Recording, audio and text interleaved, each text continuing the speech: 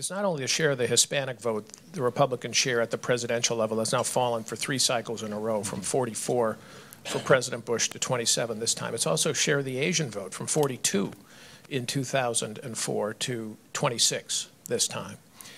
What is it that I mean, what's your diagnosis of that? Is immigration actually an issue, a threshold issue here that the party needs to change on, for example? Or is it the size of government question, where these folks are looking for government to play a more active role?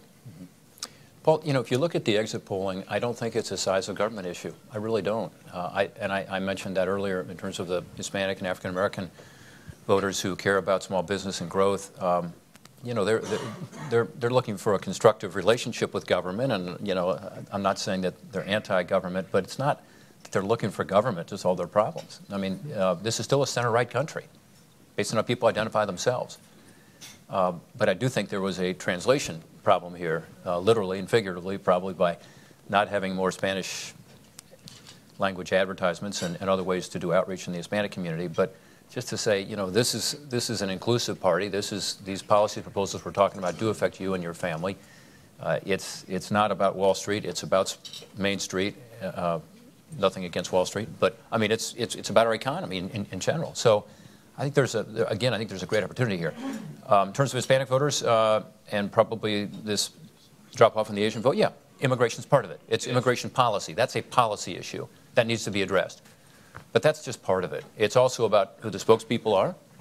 But your convention was simply loaded with minority and women spokesmen across every evening was loaded with them. Yeah. I mean, and not many people watched it.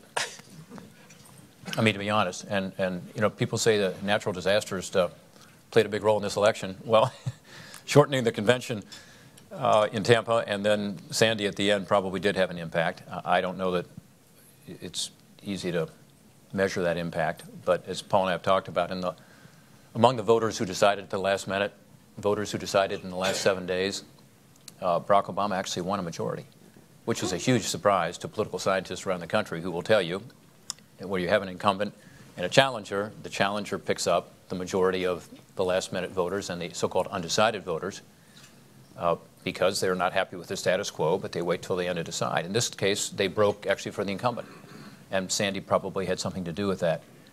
But look, I think it's a matter of policy. It's a matter of outreach. That includes having the right people speaking for the Republican Party. And finally, it's a matter of tone.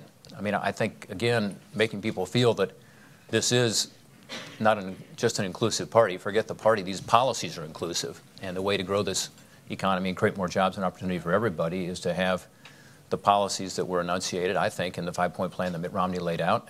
And we were just not successful in getting it to that level.